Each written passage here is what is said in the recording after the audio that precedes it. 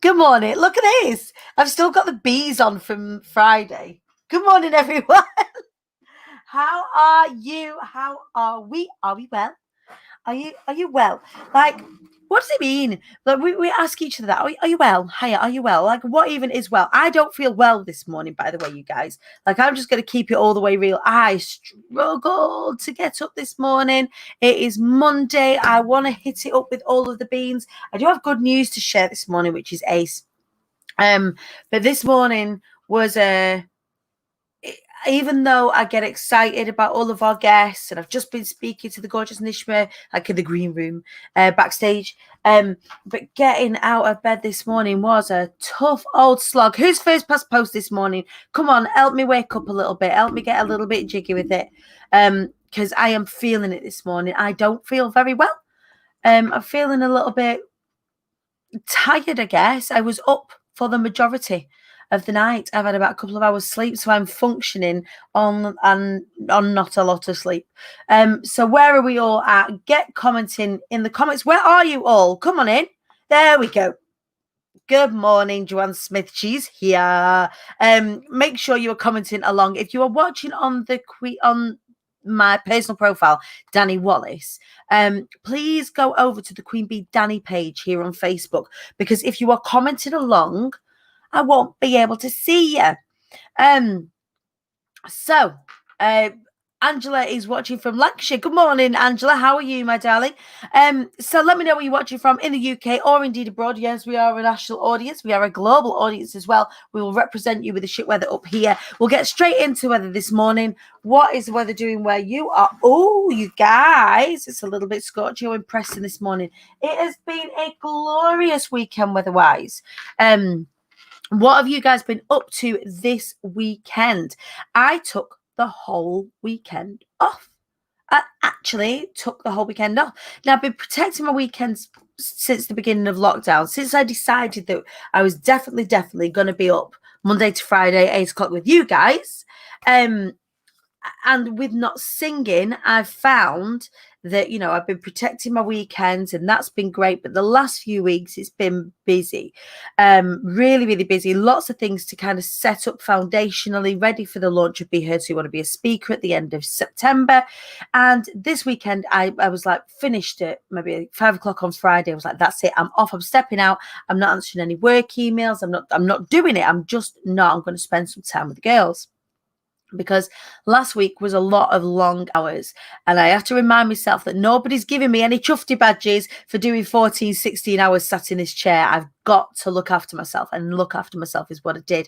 So we started out on Saturday. We went to, it's got a funny name. It was in the Lake District Air Force, it was called, which sounds like it would be some sort of something involving Nerf guns, but it definitely wasn't. It was a huge lake just past Penrith, and loads of like hills and mountains that you could walk around. So we took the girls, and a friend of mine came along with his son, and we splashed in the streams, and we walked and it was just so nice to be in that kind of nature. I know it sounds silly. I know you can go to the park or, but when you're in kind of natural occurring nature, again, I feel ridiculous when I say it. Please let me know in the comments. You know what I mean? Natural occurring nature. It's not like curated parks or anything like that. It was we were in the lakes. We were just kind of following the beaten track. And it was just lovely. And then yesterday again, I was forced myself into it, like almost like a state of rest. But I don't know if that's come and bit me on the bum today, whether I feel like everything's kind of caught up with me or not. But what I did find was that by about 5 o'clock last night, consciously completely stepping out for 48 hours, I started to think about stuff. Things that have been being blocked with for the past few weeks started to kind of get right in my head. It was so interesting. I'll talk about that in just a second. What's the weather doing where you lot at? Joanne, same, I couldn't sleep. 2 a.m. I think. We must have been in tune last night then, Joanne, because it was about the same time. And then that was it until, I don't know, almost 5 o'clock. and then I've had like an hour's sleep, so I feel a bit. I've not had any coffee. I'm literally going on adrenaline this morning. Claire Clark, good morning, my darling. How are you? Sunday was totally for the kids. Yeah, it was definitely that on Saturday. It was so good, and we went out. We had a socially distant pub lunch. It was fabulous. I taught my first social distance face-to-face class yesterday to some local parents. Loved it. Congratulations. Well done. You're late. Come on, Diane Ivory. Get with it. Whereabouts?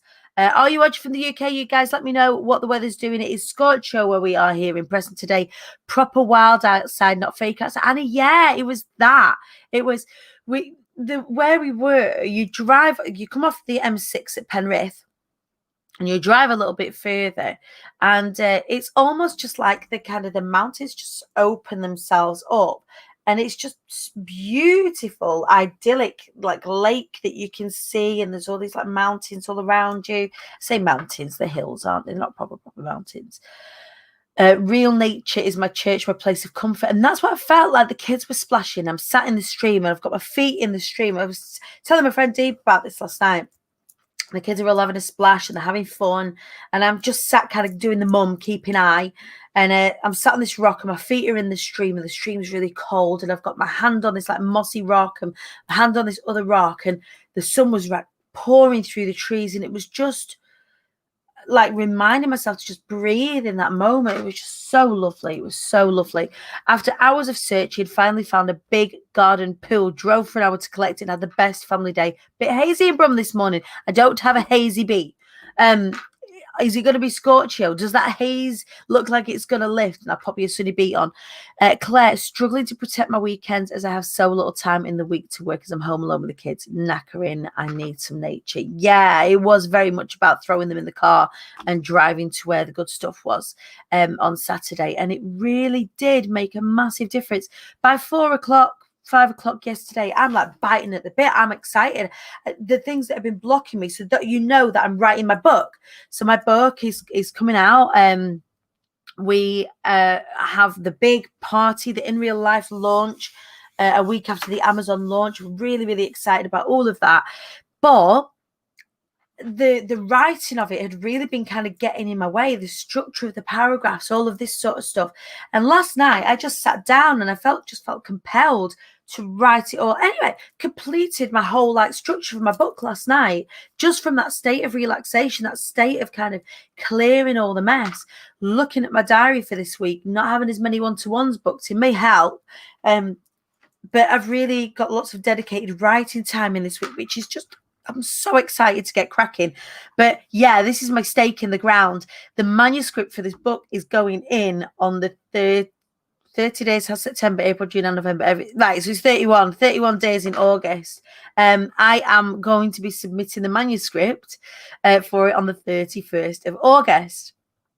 And so that means I'm going to write my whole book in 3 weeks. And the way that I did it at the beginning of the year is that I kind of hold myself up. I wrote it over a weekend. I did I think it was like a Thursday to Sunday, a Thursday to Monday, writing through the night. Lots of coffee was involved. I kind of slept in the day. I don't know about you, but I do my best writing at night time when it's dark outside anyway. I don't know what that's about, but I have writing days booked in. You guys are coming along with me on the journey. I will be, no doubt, storying the bejesus out of it. So do be ready. I need you guys to rub my shoulders and cheer me on for the next 3 weeks to get this in. But I'm really excited. The things that I'm going to be writing about are things that I've been doing lives on for years. So it's really cool to kind of go back through all that stuff, pull it all together into some hopefully helpful chapters, into a helpful book for you guys, whatever stage you are at in your personal development or your business development. That's what it's going to be. How to overcome self-sabotage, how I overcame self-sabotage, and tips for getting your business moving. So that's it. That's the update from me. From my place of not feeling right clever this morning. I feel a bit dodge. I might even go back to bed for an hour or so once I finish this morning. And Nishmas was just saying to me backstage, I don't know how you do it, but it's you guys that I get up for, and I definitely got up for you guys this morning. So thank you for helping me keep consistent, because if it wasn't for you guys, I wouldn't be kind of sitting here doing the do. And it's nice for me to be a constant for myself. It's a reminder for me that, you know, sometimes when you're doing these things, you've got to do the things that other people aren't prepared to do. You know, the times when you might want to call in a little bit sick, there are times when you might want to not show up, and it's actually in showing up that you know, you're standing out, you're doing the things that people don't do. So that's where I'm at this morning. I'm feeling quite profound this morning. I've got a day in the studio to work today away from the kids, Louise, and enjoy every second. Enjoy every second. We are on countdown now for the kids going back to school. They're excited. I'm excited. Everyone's excited. At night, no interruptions, free with your thoughts. Yeah, I think that's what it is. And I don't know what it is about. Like, kind of, is it dark outside? I tell you what I got as well, which is this looks naff. Wallace laughed, but I got these. I got some like proper builder's ear defenders just to block out all the sound. Like Wallace, when he's doing his work, he likes to have music happening around him. So he's like plays drum and bass or whatever in his ears or rubbish he listens to. But I can't listen to music whilst I'm trying to concentrate. So I like to cancel out all the noise. So I bought some proper like cancellation headphones to really like get in the zone. Anyway, enough about me, enough about this, enough of the setting up for the week. Do let me know in the comments as we go on through today what your goals are, what is your mission for this week as we close out at the end of the week on Friday. I'm going to tell you about Friday's show at the end of the show, by the way. Very excited about Friday's show. We've got a special, the first ever of our show at Wise Up Rise Up specials. I'll tell you about that at the end. But do let me know what is going to be a win for you this week. We can keep each other accountable. In the meantime, we are going to bring an incredibly talented lady onto the show this morning. We've got lots to talk about, particularly about how she pivoted her business and created revenue streams. There's a little fly. And created revenue streams during lockdown. Let us have a conversation this morning with the fabulous, the glorious, the beautiful Ms. Nishma Mystery. Good morning. Oh, morning. Hiya. How are you? Nice of you to say. Are you welcome? Do you know what? Honestly, this is like every morning. People go, "Oh, I love it when you bring me onto the show." Yeah. And do you know, you can't be just being bigged up a little bit, can you? It feels good. You think, "Oh, she's talking about me. She must be." Yeah, you're like, I feel like a rock star. Wow. You are. You are. Thank you so much for such a lovely introduction. You are welcome. Thank you for being on the show. Thank you for getting up early. I know it was a struggle for you getting up this morning as well as for me, right? It was a bit of a shock to the system because when I was saying to Dani earlier that I was like, when I booked this in, I felt like it was such a long time away. And then all of a sudden it got to yesterday and I was like, it's tomorrow. Like, I have to make sure I'm like ready and dressed. Get up in the morning. Yeah. And I didn't get up early enough to wash my hair. So that's still a bit. Oh, you look gorgeous. Do you know what? That is exactly why I wear headscarves. It's entirely everything to do with laziness and nothing to do with looking glamorous at all. I did see your headscarf this morning. I was like, she's nailed it. I was like, it doesn't matter what your hair looks like under that. No one's going to know. It is a top knot that no one can see. It's just, you know, messy bun, get stuff done kind of hairstyle, and then put on a little scarf and you're ready to go. And if you put on some statement earrings, you're ready to go out. I mean, it's even lazier than that. Like, people don't know when I'm on stage that I have not done my hair. I've stuck a scarf on. I know. That is one thing I'm going to try, actually. I did tell you I was going to try it. I haven't quite got around to it. I feel like we should do on there. Someone's mentioned this to me before. I feel like we should do like a scarf challenge. Yeah. In the hive. I'll do a little tutorial and then everyone go and find their scarves. I want like a selfie thread of them with their scarves. We did it a couple of years ago. It was really cool. Yeah, I think I said that to you once. Like, let's do a Dani scarf challenge. Yeah, I'm here for that. I feel like we should do that this week. We'll do it this week in the hive. If you're in the IATQB hive, which is my free community, come on over. We'll do a scarf challenge this week.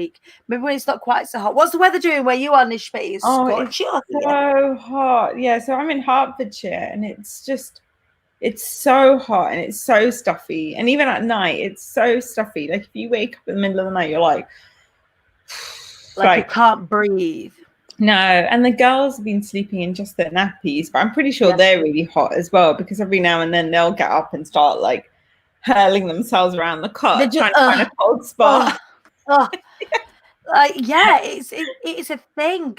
Ivy has not been dressed all weekend. I mean, Ivy's barely dressed at the best of times. She's either wearing princess dresses or just her knickers, and that's been a kind of status quo for the entire of lockdown.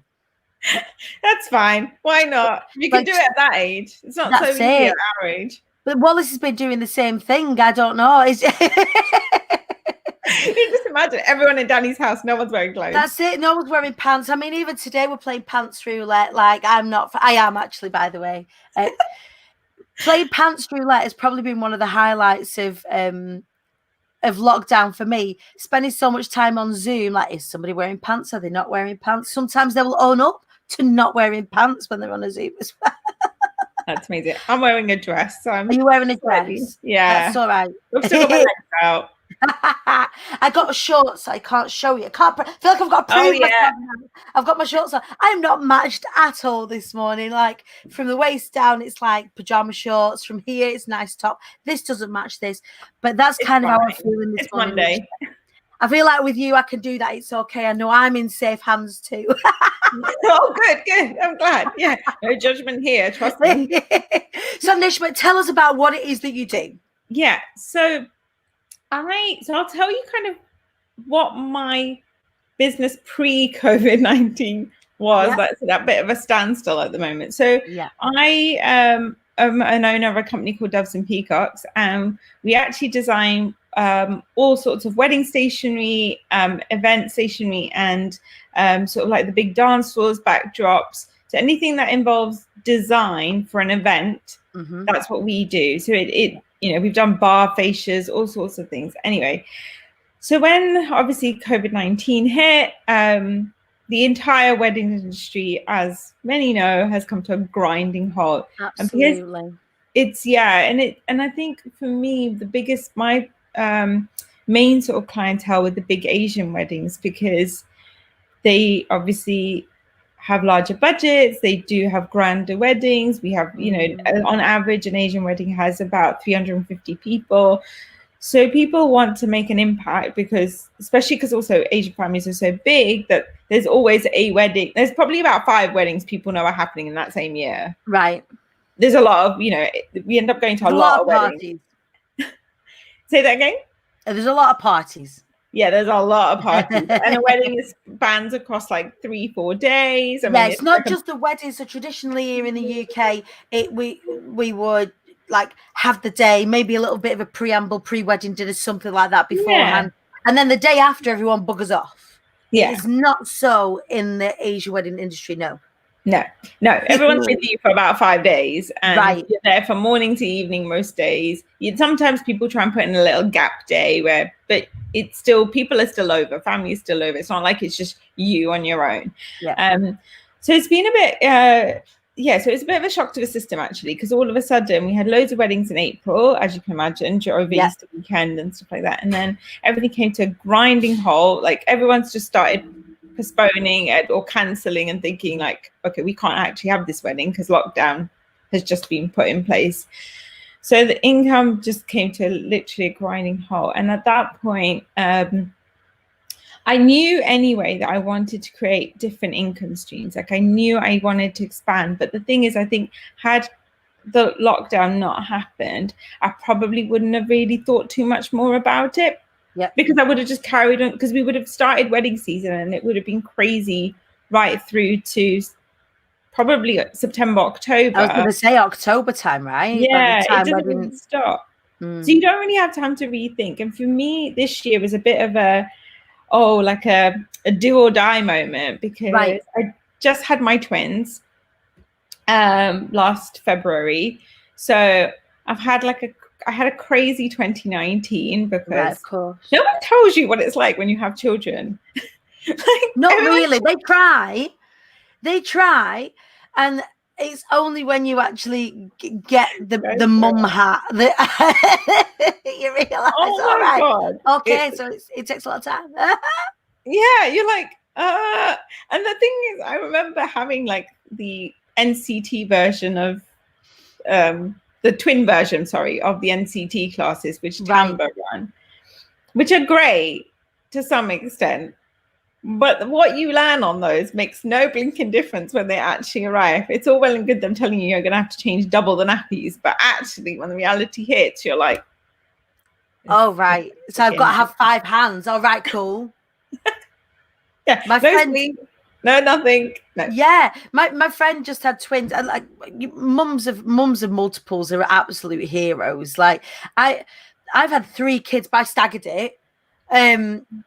And I was breastfeeding, and breastfeeding one was hard work, and I don't know how you fed, but one of my friends, she feeds and she's like holding 2 rugby balls. I'm like, you look like a hero, like you must feel like a super person when you're feeding, but however you're feeding, whether you're breastfeeding or bottle feeding, you've got 2 to keep going at the same. They're hungry at the same time. Yeah.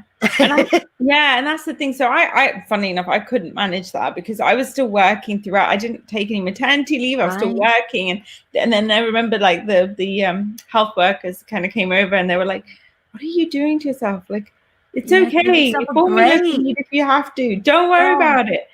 Anyway, we've kind of gone off a tangent, but that's all right. Don't worry, we've got time, and we've got all over the houses to go. It's all good. Yeah, so I think at that point, so anyway, so it's been such a whirlwind of a year. And then the girls were going to start nursery in April. I was like, right, can get my shit together. I can really concentrate now. Because even though we still went through a wedding season last year, it was a bit limited because I was sort of looking after the girls. My team were trying to look after the business. Mm-hmm.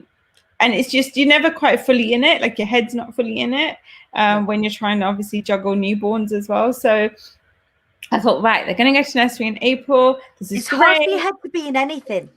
It's hard for your head to be in anything. Like, oh, I'm looking after the kids. I want to be at work. I want to be well. I want to look after the kids. Like, you get so pulled. That's exactly what I was like. Basically, that is what you've just done is basically my entire head. Like, I honestly feel like the last year has been complete blur is the best way to explain it. I don't remember anything as well. Motherhood really proves your memory. Like I've got the worst memory now. Like you blinked and all of a sudden like they're like 1 and you think, whoa, how? I don't know. And it, like we look back at pictures now of when they were younger and I'm like holding, and I hold it and then I realized I was like, I've barely got any pictures with them, like nice ones. Like I'm either in pajamas feeding them with a bottle. Yeah.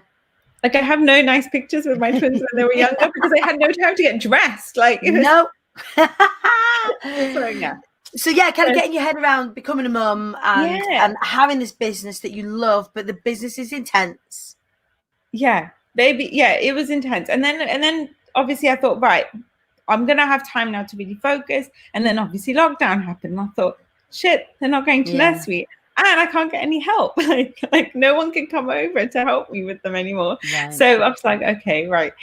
And at that point, I had some ideas anyway, because I was like, okay, wedding business as it stands is on hold. Like I can't physically do anything about it. And as much as I might try and go chase business, the reality was no one was booking anything because everyone's a bit nervous. Everyone's like, they don't know, do we? Like even now, it's still like even with local lockdowns now, it's still thrown people into turmoil a little bit with regards to.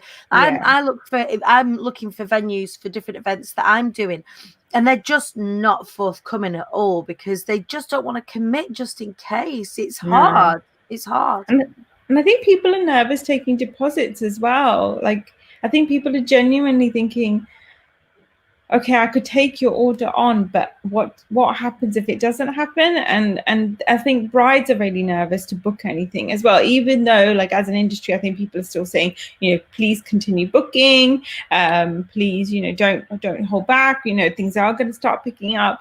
Everyone's a bit nervous. So for me, I think it took me probably a good, I don't know, like 4 weeks into lockdown to really get my head okay about this whole situation and just being like, okay, it is what it is. I can't do a lot.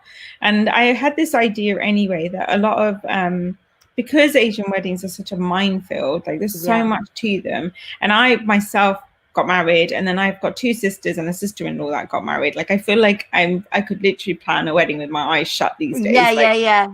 I've lived it so much. And that's another thing with Asian families is when someone's getting married, you're very much in the middle of it. It's not yeah, it's not the couple just organizing it. I mean, it's like a family saga, the whole thing from start to finish. So you very much live every part of it. And Right.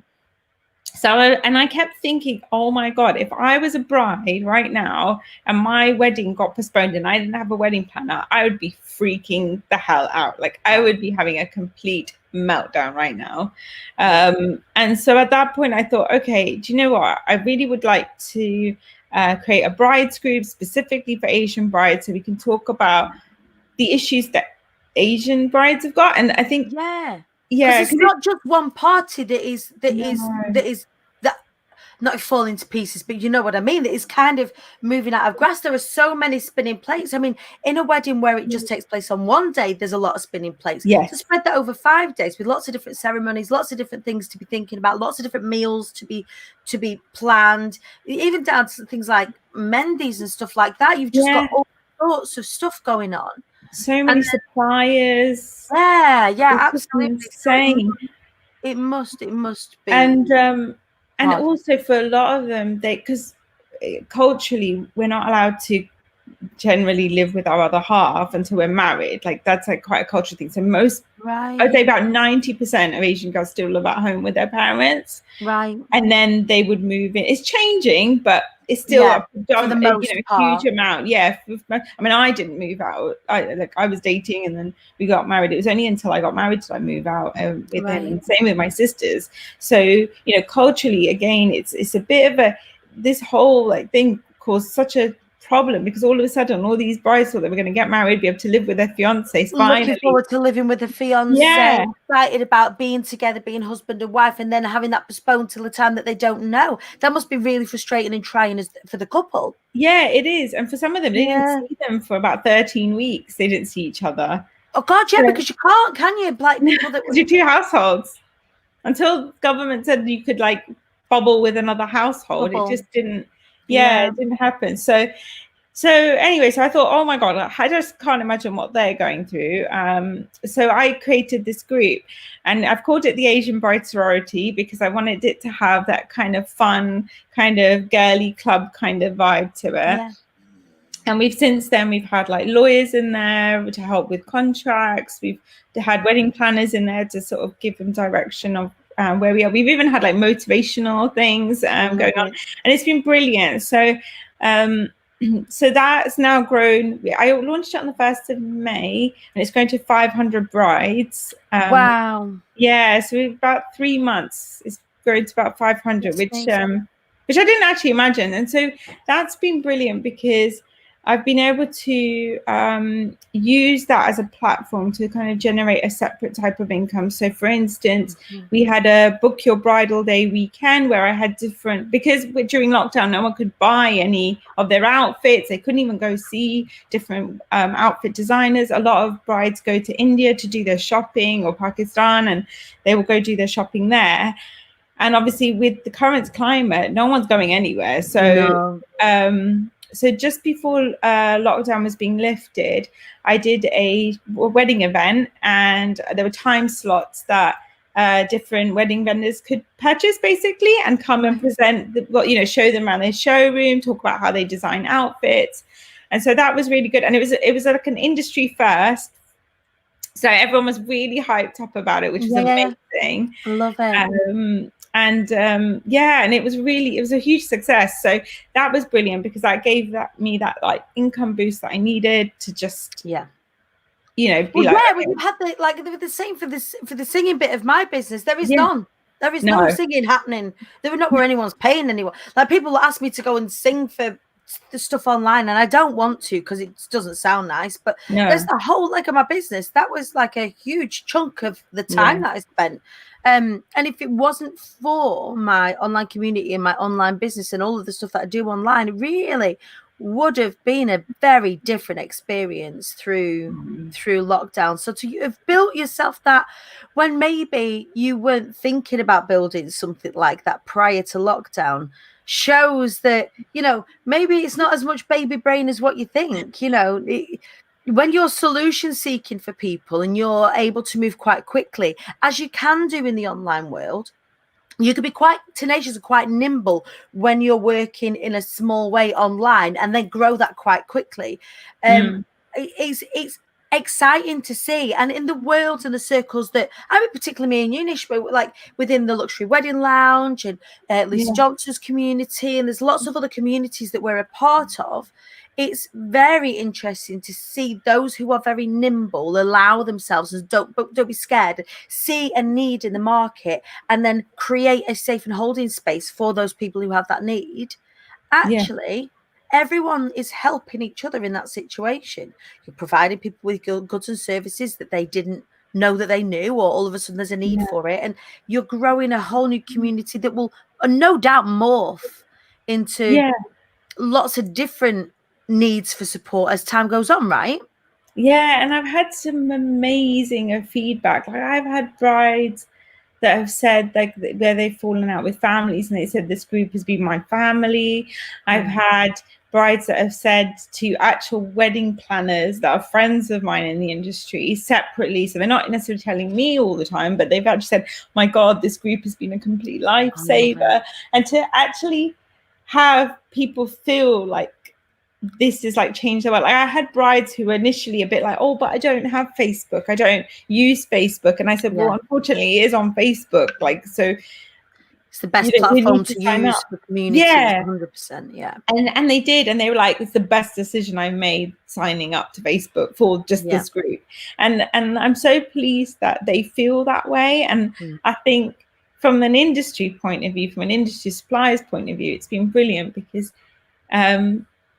it's something that was completely new and a new way to present what they can offer. So with these bridal boutiques and the outfit designers, you know, they were very nervous with this event when I explained about how it would work, because they'd never done anything like that before. It was always one-to-one in their store, or one-to-one, you know, over the phone, or, you know, not even necessarily Zoom they were using. So for them it was like, okay, so how will this work? You know, how will I talk to these people? Will it be one, you know, will it be one to many? Like, are we talking to lots of people one time? Like, even for them, it was a completely new thing. Concept, isn't it? Yeah, as a way of selling. And again, like talking, like when I talk to small businesses, big businesses, one of the things I say is get the F online. Get online if you're able to, in any way, shape, or form. And I think it's difficult sometimes for product-based businesses to get in that presentation format. Is to get into, because that's essentially what you're doing. You're presenting, and one of the reasons why I do what I do is to help people talk about what it is that they do, so that they can get the F online as well as speaking on stages. But the fear that often comes with it, because it's so new, especially within product-based businesses, particularly within couture or cake makers, or, you know, like yourself, as stationers and design work, and thinking, okay, so how do we make this work in front of a camera to people that are watching at home? For me, I could talk all day. It's me pretend telly show. I should pretend I'm on the telly. I'm not particularly selling anything, although you're like maybe selling courses and workshops and stuff. That all happens online anyway. With the product-based businesses, it is a new skill set. It is a shift to have somewhere that's safe, where you've got a captive audience of ideal clients, all of them brides. Must just have been like, oh, Nishma, like, thank you, you know, like, once they got their head around it, no? Yeah, and they really enjoyed it. They really enjoyed the whole interaction. So I'm actually doing another one, because that was specifically more to do with clothing, jewelry, like the whole kind of creating your bridal look. So I'm going to do another one in September, which is for the wider wedding market. Which I think is, you know, fingers crossed, will be a huge success as well. No doubt it will be a huge success. It is done. I've just got to do a bit of an education lesson. So I really tried. So yeah, so I'm going to put the feelers out. But so far from what I've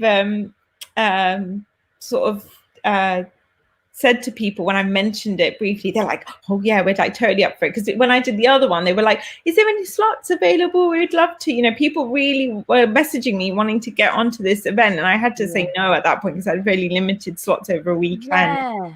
That's it. I mean, you've only got, and people will only sit online for so long as well. So you can't, you know, it would be nice to have everybody, but you do have to be discerning, and you do have to be, which is great again for your brides if you're curating excellent offerings to them, you know, you're aligning yourself with brilliant people, then at least your brides as well in that space know that you're not just gonna have any old shit in front. You know what I mean? I know it sounds, I don't want to be disrespectful to anybody who kind of just wants to do it, but you get to curate who you put in front of your audience, and that makes you trustworthy, because you know, oh well, we know in this group, or we know in this particular online event, it's not just going to be any old shit. It's going to be, you know, Nishma's going to bring quality people in, so they know that it just helps everybody, doesn't it? Yeah, definitely.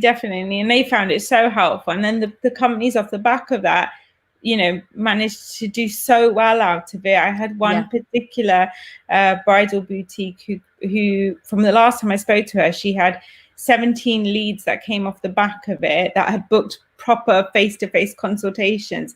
And I don't know how many of them have booked so far, but she did say that a huge majority of them had actually put deposits down as well, which for her is just a no-brainer. So when I mentioned it, that I'm doing one in September, she's like, yep, sign me up. Sign me up. I'm in. Yeah. Which is brilliant. Excuse me. So how does that work? Do people like book? So, because to me, it sounds like a wedding fair. Yeah, it is. Right. So it sounds like a wedding fair. So do people book slots on, and do they pay for those slots? Are they sponsored slots? And then, you know, as a revenue stream, I'm thinking.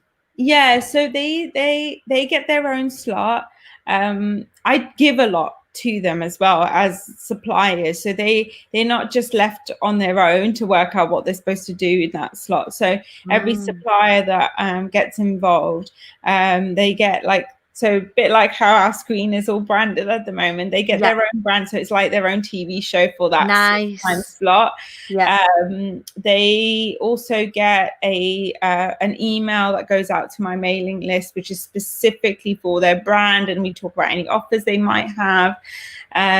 We also, I provide them like a support session, you know, leading up to the event. So last time I think I did like 2 support sessions where we can like bounce around ideas, and they can play trailers. If they've got like a show reel that they want to play first, and they can play that, we load it up. So it's very, you know, they can make it it's not just like them coming into a group, pressing live and going, hi, there's this thing that I'm selling here, look. They like it, you know, it sounds fantastic. It sounds like a whole like awesome wedding QVC situation. Like I love it.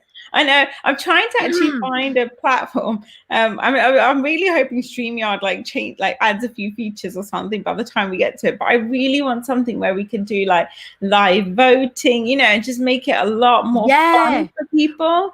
We had a meeting. We were really lucky when we did the big festoon. Obviously, StreamYard could see the traction that we got, so we managed to have a meeting with the people, the developers, and they gave, you know, they was like, oh, can we have your feedback? And one of the things that I think even might have been you, Nishma. Yeah, I was like a paragraph of but we did. We took everything that you said, and we went and we spoke to StreamYard directly, and we was like, we would love to have like polls, you know, like, because this looks like the morning telly show, it'd be great to ask questions, people could vote, and like, how would that work, or, you know, loads of different things. You had some really great ideas that we took to the table that were super. They was like, that's really great. I mean, obviously, like with development and stuff like that, it takes time for them to create. But I mean, like all of the generic feedback that they've got, for example, like higher quality, having like 1080p as their, you know, as their standard for quality of camera, and all that sort of stuff is stuff that they are improving all the time. I love StreamYard. I'm not just saying that. Really good. Like, I pay for it, and they don't pay me to say things like this, but I just love it. It's brilliant. And I think with StreamYard, so because somebody mentioned, I think you can do voting on Facebook directly if you go live. But my problem with Facebook is I find it's really glitchy, like on its own. If you go live, like a few times I've gone live, it's blank, or the new live producer is rotten. I'm not a fan. I'm not a fan of the new live producer. If anyone out there is a fan, like, tell us. You need to tell us in the comments like what to do, because sometimes it'll say that you're live and you're not live, and it's just ticking round, and then it doesn't start till halfway through. Sometimes you don't see any comments. Sometimes it doesn't even let you go live. Like, so you're in there, and I'm in live producer. and it's grayed out, and I'm like, I can't. Why can't I press the live button? So but I think I find this is much more user friendly. I love it in here. Yeah, definitely. And was that something that you knew about beforehand, or was that, have you just like we have? Have you learned the tech as you've gone along? Honestly, like I think I saw you using it. Like I was like, oh, how is someone doing this? And then I've seen like Lisa using it. I saw Deep using it, and every now and then, you know, you see the little Streamyard logo, and I'm like, well, how does this even work? And I remember at that point, like it's a Deep's on. I don't know if she's still on, but she's there. So when and I remember saying to her, I was like, so how does this work? Like, what do I do? You know, and I think that's the thing with you're trying to create something new, is people think from the other side that you really have all your shit together, and quite honest, you really don't. You just winging it. Yeah, absolutely. And it's just yeah, and I think the thing is, it's not being too hung up about getting it perfect as well. So I think that, I mean, particularly StreamYard is super user friendly anyway. I find, even for me, and I'm a complete technophobe, I'm lucky that I've got Wallace who creates the overlays and the design stuff. But for me, I need to be able to press the go live button. I need to know how to bring you on stage, and it's really quite like user friendly. But the difference between me doing it and somebody else doing it is that just I did it. And somebody else will be sat there going, oh, it looks really good, that. I could never do that. And I'm thinking, you just need to do it. And it's like what you've done with this, like, I guess, Wedding QVC, you know, the whole, like, the showcase and that. The difference between people doing it and not doing it is that you get in there and do it. You don't have to wait. You don't have to wait for permission to create a group. If you see a need for a community like what you have, Nishma, you've seen the need for a community of brides, particularly within the Asian wedding industry, who desperately need support. And the difference between that not being done and it being done is that you picked yourself up and you created that space for those people. Yeah. And you know, at the beginning, you are nervous because you're like, when you create it, I was like, I don't know if it, and I just remember talking to Deep going, I wonder if people will join, and she's like, it's gonna be amazing. And now I look back and I'm like, yeah, it's actually what was I even worried about? What was I worrying about? And it's been a lot of fun as well. And so since it's funny really, obviously I do all the, because I'm lucky, because obviously I am a designer and that's my, I guess, bread and butter.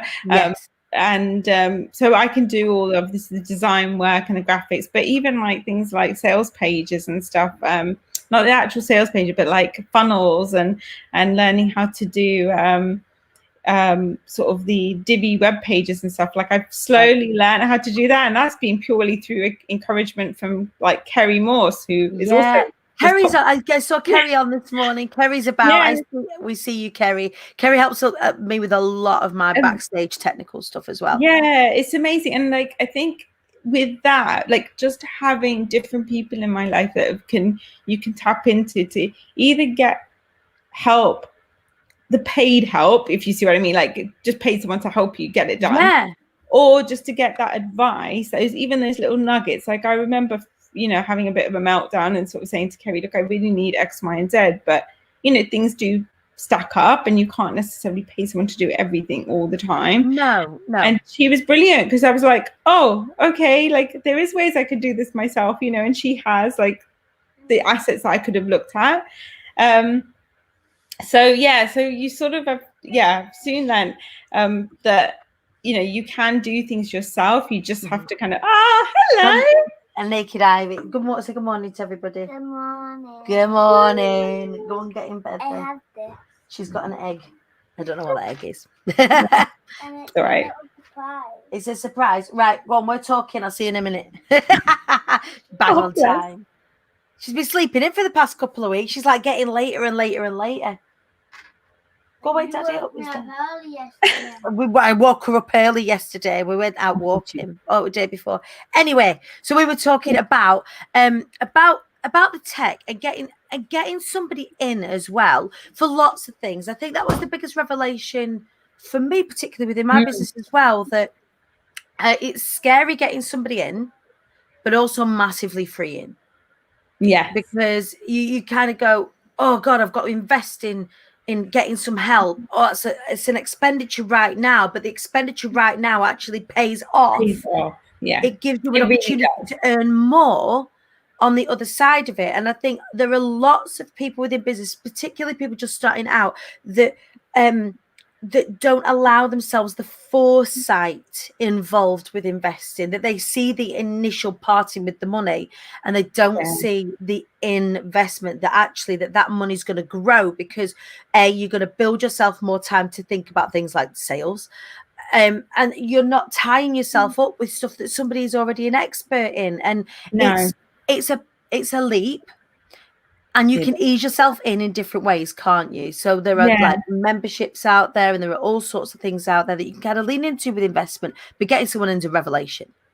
It is. And I think it also adds another layer of how, not professional is probably not the right word, but how finished your end product, how slick it can be. Because when I did that wedding show, essentially the virtual wedding show, I did have a sign-up page, and I had all the logos of all the vendors. And I think from an industry point of view, they were impressed that there was even that as a thing, like it was not something that's normally done. When you sign up for a normal wedding fair, it's a normal wedding fair. You get your stand, you go, but there's no real necessary website where you can like search for your, who's going to be there or anything like that. So I think it getting somebody to help you, or hiring somebody to do certain parts where you think actually this is going to really make my end product just look that much more finessed is probably worth the investment.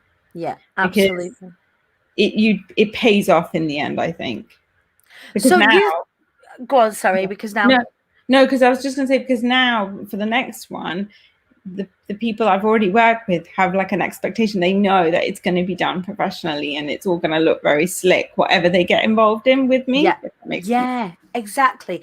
So you've had the opportunity to learn about all of the kind of inner workings of having an online business. And does your design work lend itself to, I'm going to sneeze, hang on. It came from nowhere. At least you warned me. I was like, whoa. So with your design work, and I know like you've done work with Deep, for example, design work for different things, different workbooks and all that sort of stuff. Is that something that you now offer to entrepreneurs? Yes. Was it something that you did anyway, or is it now that you're kind of moving into this space that you can see more of a scope for it? Yeah, so it's actually twofold. So I was doing a lot of branding work with different companies when I was still doing the wedding stationery stuff, but I didn't really advertise it because the weddings and events side of things was so big, and I loved it because it's so creative. I mean, being able to say, okay, there's going to be this room and working with a wedding planner, and they're saying, okay, we're going to change this into like a Maharaja's, like ballroom. To be able to say, okay, well, let's design the backdrop like this, let's have a dance floor like this, let's do all the stationery. Like, I love all that. Like, I love that, and I loved working with couples because of just the kind of how happy they would be. Excitement as well, isn't it? You kind of swept along with it all with them, and you're part of that bubble of happiness and all of that. Yeah. So I did branding work with brands, but I wasn't really advertising it. And so then now I've realized, because having worked with different people within this kind of in the network that I've grown, that actually there is so much more from a design point of view that I can offer, because people don't necessarily know that having a coherent brand that all locks in together actually makes a world of difference. Oh, so much different. So I've actually launched a new, at the moment it's an Instagram profile. So it's a Niche Brand Consultancy, and so I've actually started now physically properly promoting the fact that I work with brands. So I've got a few branding clients right now who are doing an entire complete brand overhaul and looking at all aspects of their brand, from logo all the way through to kind of their social media, their online presence. Some of them are cake companies, so looking at sample boxes, how they can still send out samples. Does it fit the way their brand is perceived. So yeah, it's amazing, actually. It's amazing how much at the beginning of the year, what I thought my year was going to be all about has completely changed to what it For now so many is. people, and what I love is the success story that comes through it. Yeah. Because one of the things I speak to when I'm doing motivational speaking, I'll go into people's group and talk about confidence, or I'll talk about taking responsibility, is that there's a reason why I share the message to choose to fly anyway. It's a decision. You could have chosen when you became a mum, it's too much, I'm just going to focus on this. Yeah. You could have chosen at the beginning of lockdown, actually, I'm going to wallow in self-pity, or I'm just going to try and scrabble around for bookings for next year. When actually what you've done is you've chosen to go, okay, this is a situation. What solutions can I provide given my skill set? Well, here it is. Here's what I can do. And then going out and doing it. You made a series of decisions there. That wasn't luck. People go, oh God, you've been so lucky. And you go, it's not. Like, it's funny. The more fearless I am, the more decisions that I make, and the harder that I work, the luckier that I get. I don't know. Yeah, it is. And we all, like everybody listening out there, we are starting to look on coming out of the other end of this, whatever the other end of this looks like. How can you guys do this? How can you provide some solutions out there? Listening to Nishma's story this morning is massively inspiring to me. Hearing, all of the things that you decided to do, the things that you fought against, even up here, because it starts up here, doesn't it? Yeah. And it's been quite, like, I won't say it's been necessarily like a smooth sailing year. It's just, you know what I mean? Like I've gone through like my ups and downs, and I've been on like calls where I'm just like, I don't know. Yeah, for sure. But it's carrying on when you feel like that. Yeah. And then you feel it. Yeah, exactly. You just kind of pick yourself up and you're like, right, okay, this is what I can do. And I think it's been really well received, actually. It's been really well received. And it might be that, going forward as my wedding stationery business, that is still there in existence, although not really doing a whole lot. And it might be that actually then I might end up enjoying the rest of this so much more, which at the moment I'm loving. Yeah. I end up sort of parking that for a little bit. And why not? Yeah. So I think that would be a hard decision, because that was my first baby, my first baby in that, and I think that would be really hard. No doubt. Talking about my baby going behind me, she's going to go and wake her dad up. We're like, what in the terms of Wallace Roulette, he's behind there, he's asleep. Brilliant. He got headphones on, so he can't. He has not. He doesn't, because he sleeps like the dead. A bit like my husband, then. He doesn't wake up either. It's ridiculous. It's one of the, again, when you have babies, it's one of the things that you're most resentful for, because we are hardwired to wake up at the slightest sound. Yeah. And they are not. Yeah, I don't know what that's about. Seriously. I'm pretty sure it's an act. They're like, that's it. No, if I just lie here and I do the heavy breathing thing, they'll think that I'm asleep and I won't have to get up. I think that's what it is. Yeah, exactly. I think the same thing in my house. I have to really shake his leg and be like, can you please get up? Please get up. I can't do it one more time. I just can't. I don't have it in me. Yeah, I know that feeling well. So we're talking about, making that decision. But the nice thing is, when you do have a skill in that particular field, that you've got a skill in that particular field. And again, should anything change, you've got something that you could pick up and run with if you wanted to. The same with singing. Like, I have made the decision, even though I wanted to make the decision for the longest time, to not because I don't want to sing anymore. Oh, that's right. Go on, you jump out. Making the decision to sing, not to sing anymore in certain places, has probably been one of the hardest ones, because it was such a way to keep our family buoyant for such a long time.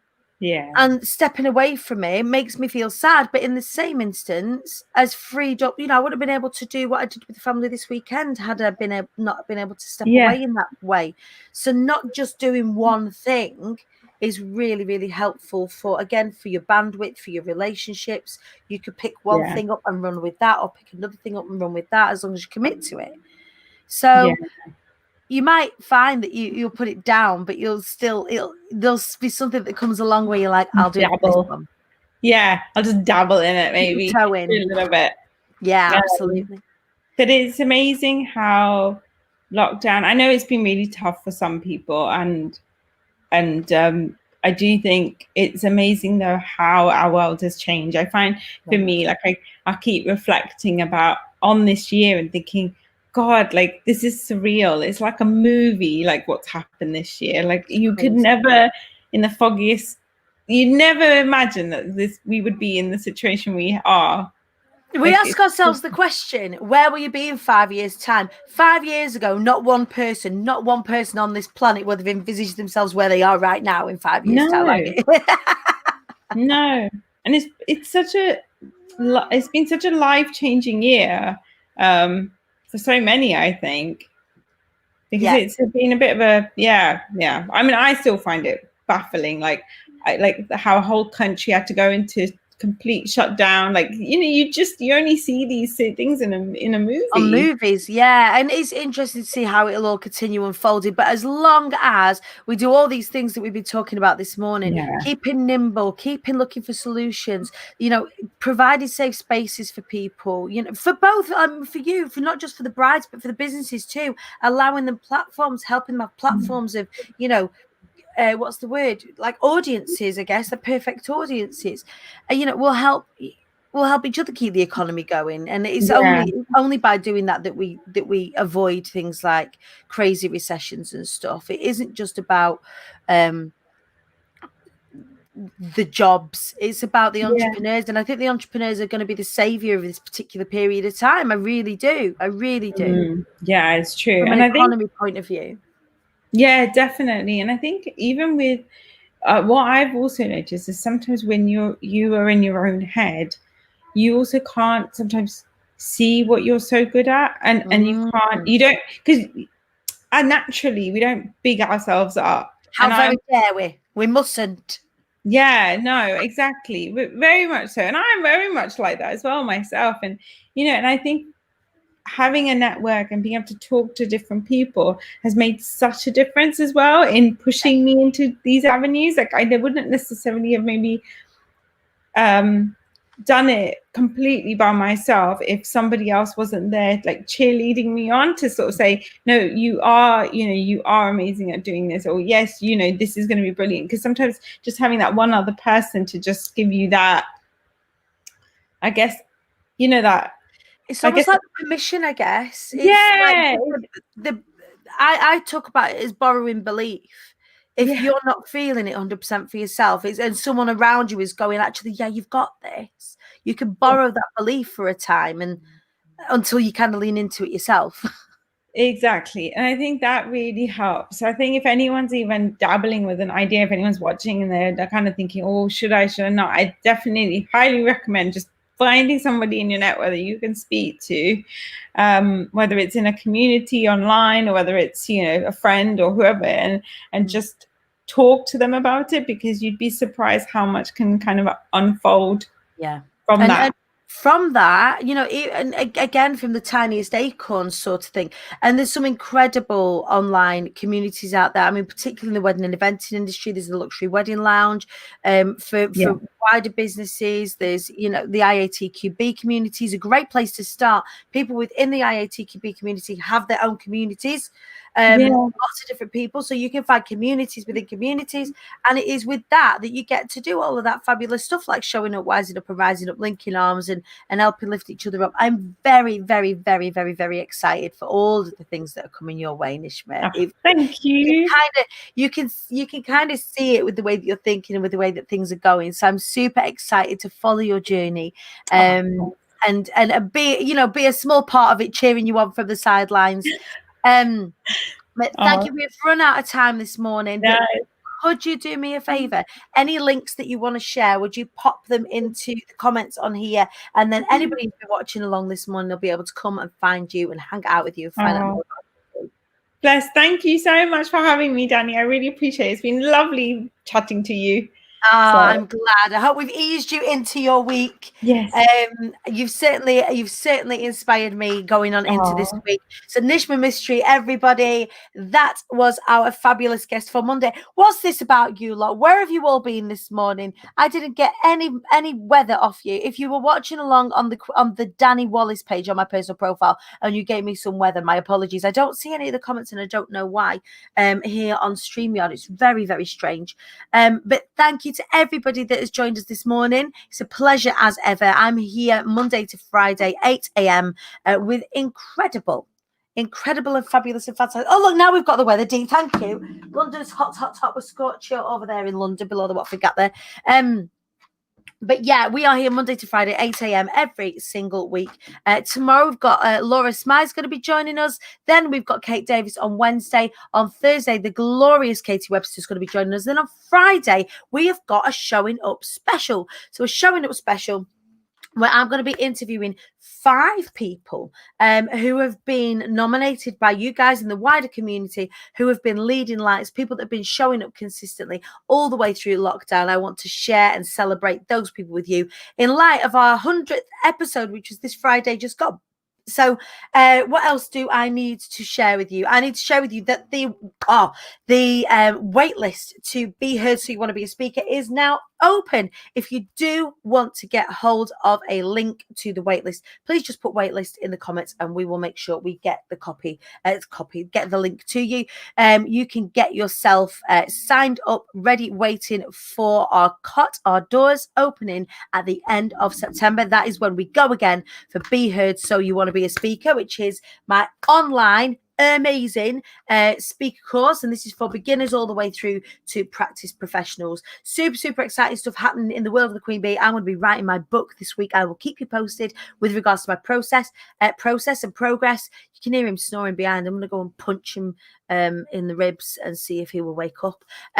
I've been Danny Wallace. You guys have been incredible. Thank you for joining me on the show at Wise Up Rise Up Show. And I'll see you tomorrow at 8 o'clock. Go and rip it up this week, you guys. Let me know what your goals are in the comments. And let's keep each other accountable. I'll see you later.